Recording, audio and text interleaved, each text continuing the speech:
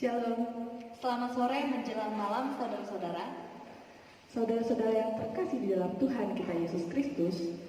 Jumat tanggal 24 April 2020, Kementerian Agama Republik Indonesia telah mengeluarkan surat himbauan untuk menghentikan perdebatan teologis di media sosial. KL udah terima belum nih suratnya? Sudah, dan dua tokoh ini adalah tokoh Kristen. Betul sekali saudara-saudara, perdebatan ini terjadi di antara dua tokoh agama Kristen. Dan bahkan ini tidak hanya terjadi antara dua orang saja atau dua tokoh saja, melainkan membuat terbaginya menjadi dua kubu besar yang saling menyerang, saling menyalahkan satu dengan yang lainnya. Nah, dengan adanya pertentangan ini, apakah mencerminkan identitas sebagai seorang Kristen? Memang identitas Kristen itu seperti apa sih, Kak? Nah, KL dan juga saudara-saudara pasti mengetahui ya bahwa identitas Kristen itu kita kenal dengan jargon kasih. Iya, betul sekali, kasih. Ya, itu tentunya berkaitan dengan tema renungan KRT kita pada malam hari ini, yaitu hidup dalam kasih persaudaraan. Ya, saudara-saudara, tema pada malam hari ini adalah hidup dalam kasih persaudaraan. Saudara-saudara sudah membaca 1 Petrus 1 ayat 17 sampai dengan 23.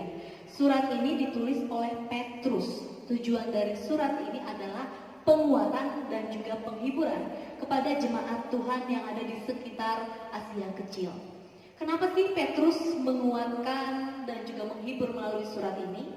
Karena jemaat Tuhan di tempat-tempat itu sedang mengalami penderitaan, situasi yang sulit. Karena pada saat itu ada kaisar yang menganggap dirinya sebagai dewa, Kak. Dan kaisar ini ingin orang-orang menyembah dia, termasuk jemaat Tuhan. Nah, karena jemaat Tuhan ini sudah menerima Yesus sebagai juru selamat, jadi mereka tidak mau menyembah kaisar. Mereka menolak. Karena mereka menolak menyembah kaisar, akhirnya mereka dianiaya. Situasi aniaya itu membuat mereka menderita. Tetapi Petrus mengingatkan kalau misalnya mereka memutuskan untuk mengimani Yesus lalu mereka menderita, itu tidak masalah. Itu adalah sesuatu yang harus diterima. Karena Yesus sendiri sudah lebih dulu menderita untuk mereka, bahkan untuk kita pada saat ini.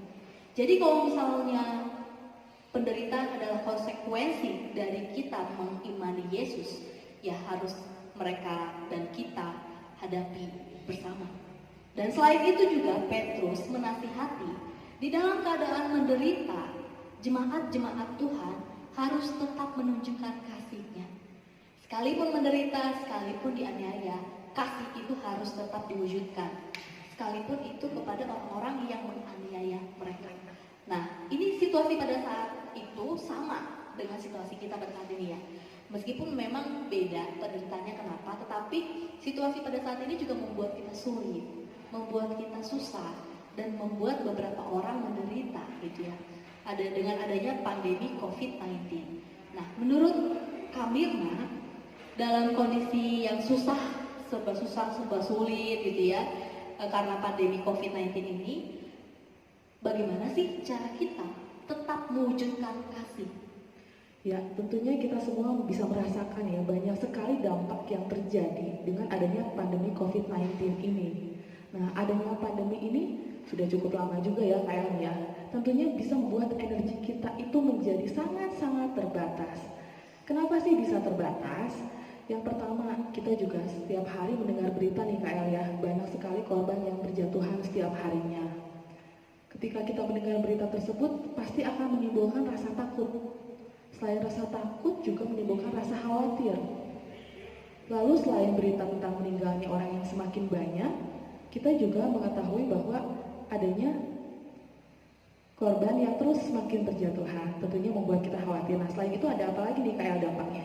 Yang kedua, yang membuat energi kita terbatas itu karena situasi pada saat ini mungkin saudara-saudara dengan Kamila juga tahu ya, jargon di rumah aja gitu. Di rumah aja ada banyak sekali orang-orang yang bukan disuruh sih, tapi dianjurkan untuk di rumah aja, bekerja dari rumah, ibadah dari rumah, belajar dari rumah. Bahkan parahnya lagi, banyak juga orang yang dirumahkan alias di PHK. Nah, kalau misalnya orang-orang sudah di rumah, mungkin beberapa ada yang masih bekerja, bisa bekerja dari rumah. Tetapi banyak orang yang tidak tahu ketika mereka harus di rumah, mereka harus ngapain. Dan ketika mereka bingung mau melakukan apa dalam kehidupan mereka, bekerja apa gitu, dan itu membuat energi mereka terbatas. Itu yang kedua. Ya betul, mungkin Kak El boleh nambahin lagi nih ya sedikit ya. Tadi menimbulkan rasa takut itu biasanya kita mendengar berita-berita atau informasi yang negatif dan bahkan hoax. Itu juga pasti menambah keresahan buat keluarga jemaat sekalian gitu. Kemudian yang ketiga nih, kayak tadi ada yang kedua ya. Yang ketiga itu seperti kita ketahui bersama bahwa sampai dengan saat ini bahkan kita belum tahu apakah ada obat atau vaksin yang bisa langsung menghancurkan atau membasmi virus COVID-19 ini. Nah, karena kita masih belum tahu sampai kapan vaksin itu ada, maka kita pun tidak tahu ya Kak Elia, sampai kapan nih pandemi COVID-19 ini akan berakhir. Sama-sama kita nggak tahu ya Kak Elia. Nah, menurut Kak Elia gimana nih? Iya, itu yang kita sebutkan cuma 3 ya. 3 alasan yang membuat energi kita terbatas. Sangat terbatas ya. Dan mungkin ada alasan-alasan lain.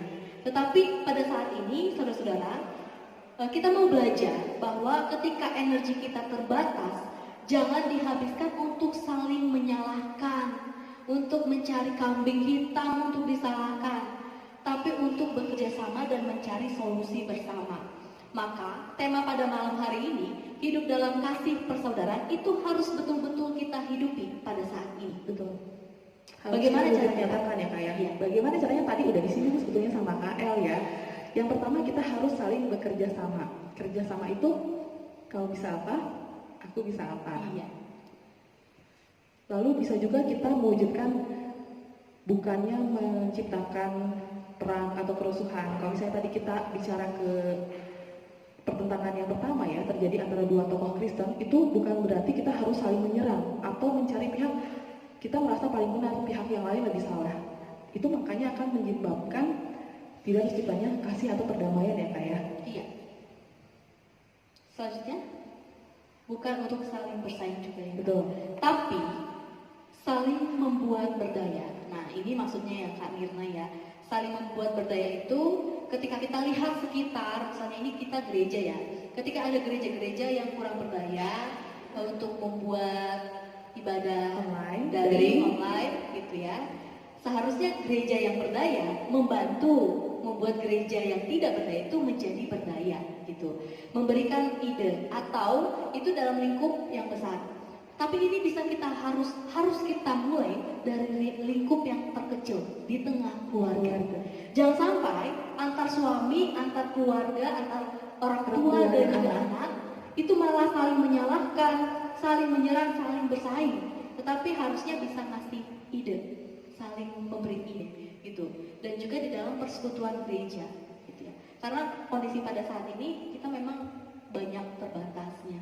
Di dalam situasi terbatas ini, bagaimana caranya persekutuan tetap dibangun, yaitu dengan tetap saling memberi ide antar anggota jemaat, bukannya saling menyalahkan. Dengan begitu, saudara-saudara, hidup dalam kasih persaudaraan akan terus dapat kita jalani, seperti yang telah dikatakan oleh Petrus. Dalam keadaan menderita sekalipun, kasih persaudaraan harus tetap kita hidupi. Amin.